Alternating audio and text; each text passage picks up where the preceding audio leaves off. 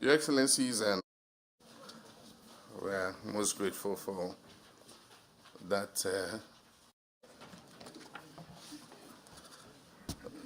Thank you very much, President Obasanjo. We popularly call him Baba. We are most grateful for that mid-session remark, as you yourself called it. Your Excellencies and my distinguished colleagues, friends, and partners in global transformation, let me begin by thanking the World Economic Forum for creating the space for this session, and to our various strategic partners, not least the African Development Bank, the Global Fund, Afro Champions, Georgetown University, and the Rockefeller Foundation for stepping forward at a moment when the world's health and development systems are being tested by disruption, conflict, and a new atmosphere of intellectual retreat. Of course, my appreciation goes to the Guardian Circle of the ACCRA Reset, of which President Olusegun Obasanjo is one, and it's led by him, the Alliance for African Multilateral Financial Institutions, and the Confederation of Indian Industry. This afternoon, I stand before you as an African leader born in the heady days of post-independence Africa.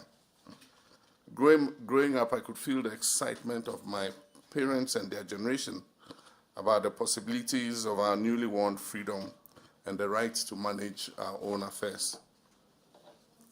My country, Ghana, will celebrate its 70th anniversary of independence from colonial rule in March next year. In the relatively short span of 7 decades, we've been through a lot. We've seen coups d'etats and periods of democratic governance. We've lived through the Cold War, witnessed the fall of the Berlin Wall. We're excited about the advent of globalization, and we came together as a global family to work on the MDGs, the SDGs, and climate change. Today, as I address you here in Davos, one thing is clear. Our world as we know it is at an inflection point. The global multilateral governance system, universally agreed and accepted after the Second World War, is breaking down.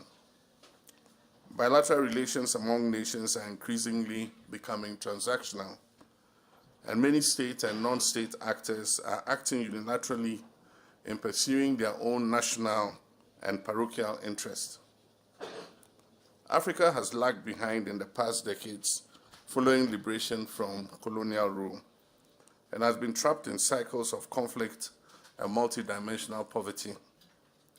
Africa has thrived on handouts and humanitarian assistance from the developed world. While no specific name has yet been coined for the new global system that will emerge, Africa intends to be at the table in determining what that new global order will look like. Africa must pull itself up by its own bootstraps. Global humanitarian assistance is shrinking, and many developed countries, including Europe, are compelled to cut overseas development assistance and increase defense spending by the new reality of an unpredictable ally across the Atlantic. The COVID experience was a wake-up call. Africa was the last continent to begin receiving vaccines amid a global pandemic. But for the immunological profile and resilience of our African population, many millions would have died in that pandemic. And that is why I'm grateful, Your Excellencies, ladies and gentlemen, that you made time to be a part of this afternoon's Davos convening of the ACCRA Reset initiative on the sidelines of the World Economic Forum. Just last September at the UN General Assembly, I introduced the ACCRA Reset initiative, not as another declaration, not as a wish list, but as a practical answer to a question millions of young Africans are asking: what should Africa's response be in a changing global order? Today in Ghana, we're answering that question. We're resetting our country. We're cutting waste, we're restoring hope, and we're building systems that work. In my first year of being back in office, we've shown that democracy works, And that change is possible when leadership is focused and accountable to the people. From a debt-distressed, crisis-ridden economy, we've achieved an impressive turnaround with a stable macroeconomy characterized by single-digit inflation, a strengthened currency, and increased business confidence. But here's what keeps me up at night. Ghana's success alone is not enough. However admirable Ghana's turnaround story is, we cannot be a jewel in the dirt. We must work together as Africa. We must knit together the patchwork of success stories. And that is why we're here in Davos today, to take what's working across many countries in Africa and the Global South and scale it up across other countries, to move from resetting one country to resetting the entire development model for the Global South. And let me be direct about what we're up against. Too many of our countries are caught in what I call the triple dependency. We depend on others for our security choices. We depend on donors for our health and educational systems. We supply the world's critical minerals but capture almost none of its value. This isn't sovereignty, it's a trap, and it's getting worse. In my quiet moments, as I try to find solutions, here's what I've learned. Crisis creates clarity. The clarity is this, that we must build our own capacity to act. There's precedent for what I'm proposing. 20 years ago, UN Secretary General Kofi Annan and several courageous world leaders, including President Obasanjo here, made a simple, powerful case. HIV/AIDS was ravaging millions in Africa, and a global response was required. This courage created the architecture of the Global Fund, which saved millions of lives in Africa and across the world. That fight succeeded because leaders decided to act together with urgency and without excuse. Today, I'm not so sure.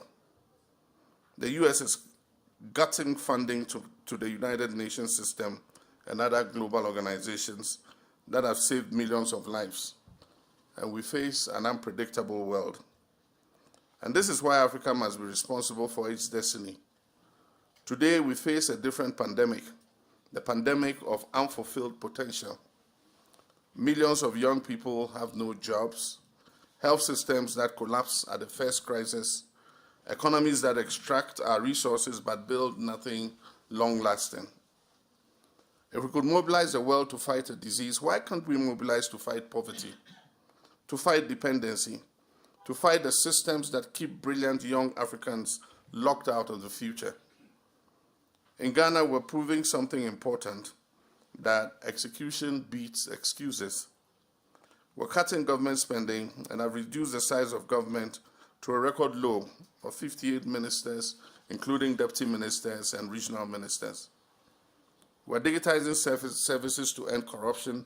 We're training young people for the jobs of tomorrow. We have renegotiated our debt so we can invest in our people and not just service loans. This is the Resetting Ghana agenda, and it's working because we stopped talking about the transformation and we started building that transformation. Now imagine this same approach across Africa and the entire Global South. The multilateral order and rules-based system may be under threat, but we can forge a new coalition of the willing based on a shared vision and mutual respect for each other. What if we pooled our negotiating power on critical minerals so we capture value and not just extract raw ore? What if we exercise more sovereignty over our natural resources to create prosperity for our own people? What if we build regional manufacturing hubs that create millions of jobs for our young people? What if we produce our own vaccines and our own medicines with our own technology? This is the ACCRA Reset vision. It's not a talk shop. It's not a declaration.